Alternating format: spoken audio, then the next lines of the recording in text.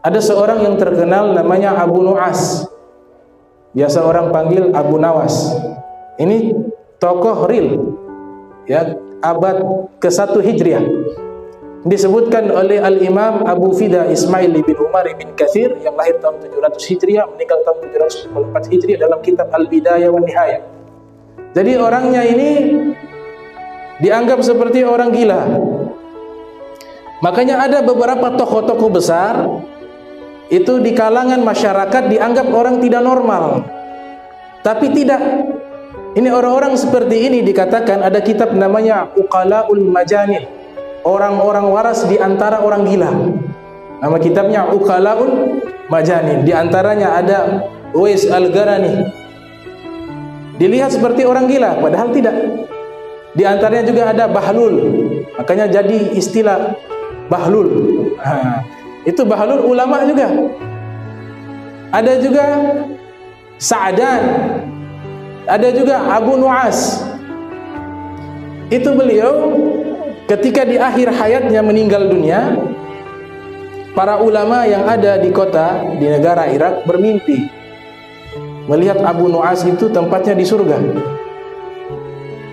Mereka bertanya, "Ya Abu Nu'as, ma fa'alallahu bik?" Wahai Abu Nu'as, apa yang Allah lakukan padamu sehingga kau masuk ke dalam surga? Amalan apa yang kau perbuat?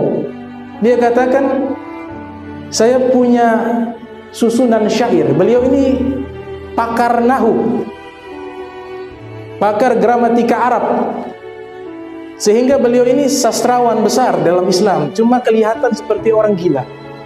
Nah, orang-orang seperti ini kenapa bisa berubah seperti orang yang tidak normal? Ini dikatakan oleh para ulama, oleh Al-Imam Abdul Hasan Muhammad ibn Habib An-Naisaburi. Beliau mengatakan, man arafa nafsahu kana 'inda nafi dhalilah. Siapa yang mengenal dirinya, maka di sisi manusia selalu merasa hina. Kalau orang tahu dia punya diri, dia akan merasa hina. Kata Al-Imam Ali bin Abi Thalib, ajaban lil fakhr ibn Adam, saya heran sama manusia yang sombong. Awaluhu, awal penciptaannya itu min nutfatin, dari air mani yang hina. Wa akhiruhu jifatan kadhirah, akhirnya jadi bangkai yang paling bau. Kalau dia hidup yahmilul uzrah, dia membawa najis. Maka saya heran dari mana manusia bisa sombong, kata Al-Imam Ali bin Abi Thalib karramallahu wajhah. Jadi orang yang mengenal dirinya pasti dia merasa hina. Dan masalah merasa hina dan tawadu itu tidak bisa direkayasa, karena dia menyangkut amalan hati. Ada orang tawadu ingin dipuji, biar dibilang tawadu, ingin dapat pujian. Itu juga kata Al-Imam Atha dalam kitab Al-Hikam, itu man asbata nafsahu tawadu'an faqad mutakabbar haqqan. Siapa yang mengakui dirinya rendah hati, artinya dia rekayasa. Hatinya sebenarnya tidak maksud untuk tawadu agar mendapatkan pujian dari makhluk. Kata Imam Atha, siapa yang menetapkan dirinya tawadu, maka dia orang yang sombong yang sesungguhnya. Jadi perkara hati ini hukumnya wajib, kata Imam Ghazali. Setiap kita kaum muslimin, masalah hati ini harus kita benahi setiap hari. Oleh sebab itu orang-orang yang dekat dengan Allah Subhanahu wa taala dikatakan wa man 'arafa rabbah kana 'indan nasi maznuna. Orang yang kenal kepada Allah maka di sisi manusia seperti orang gila, kata Imam Hubaib An-Naisaburi.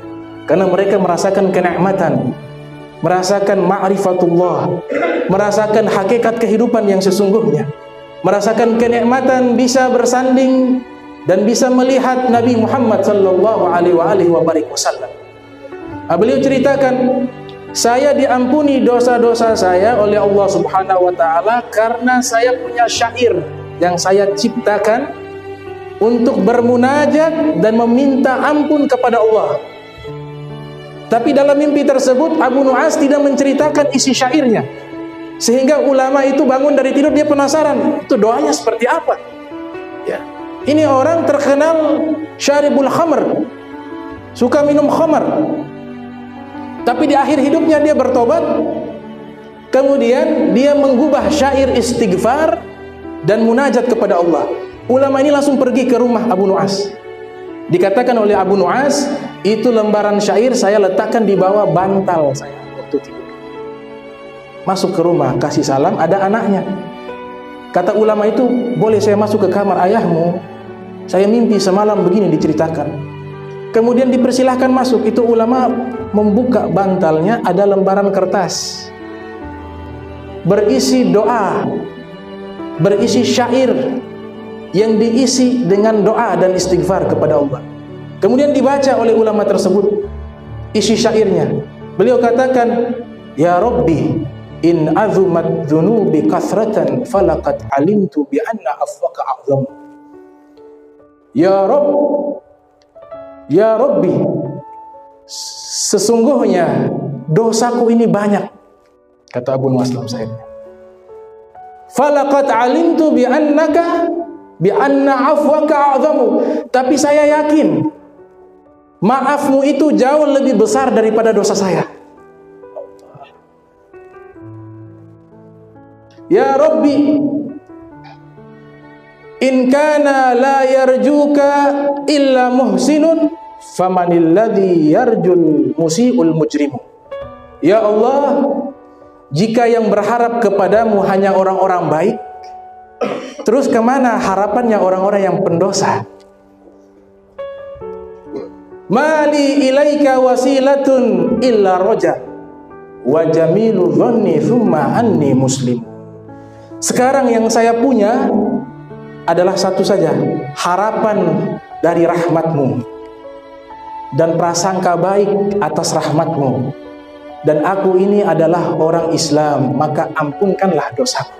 Itu dari syair itulah Allah Subhanahu wa taala mengampuni dosanya. Jadi ada kalanya Allah suka doa yang merayu-rayu kepada Allah. Makanya dikatakan oleh Imam Zunud al-Bisri dalam kitab Idah Asrari Ulumil Muqarrabin, kalau doa itu jangan terlalu fasih. Kenapa? Karena lagi memohon, kita lagi memohon artinya kita lagi butuh. Ibaratnya contoh yang sederhana, kalau datang minta bantuan kepada seseorang, kita pakai bahasa-bahasa yang terlalu rapi juga tidak enak juga lah. Kau lagi datang mau minta fulus, wahai Tuhan yang maha mulia, adakah uang yang kau punya? Tolong berikanlah kepada saya. Kan tidak enak. Orang kalau lagi memohon, dia merendahkan diri, tadarru, tazallul. Ketika merendahkan diri, maka yang keluar kata-katanya itu kata-kata yang menghinakan dirinya. Sehingga dikatakan, innallaha yuhibbul mulihhin bid-du'a. Sesungguhnya Allah Subhanahu wa taala mencintai orang yang memohon-mohon, yang merayu-rayu di dalam berdoa kepada Allah Subhanahu wa taala. Dia punya syair juga luar biasa. Ilahi lastu li firdausi ahlan wala agwa 'alan nari jahimi fahabli taubatan wa fi dhunubi fa inna ghafiru dhanbi azimi. Itu syairnya Abu Nuwas. Kata Al-Imam Abdul Wahab Sya'rani dalam kitab Tanbihul Mughtarrin, siapa yang baca ini di selesai sholat Jumat, maka dia dosa-dosanya dihapus oleh Allah Subhanahu wa taala seperti anak yang baru lahir, bersih tanpa noda. Maka istighfar ini insya Allah kita mendapatkan istighfar daripada malaikat di malam ini.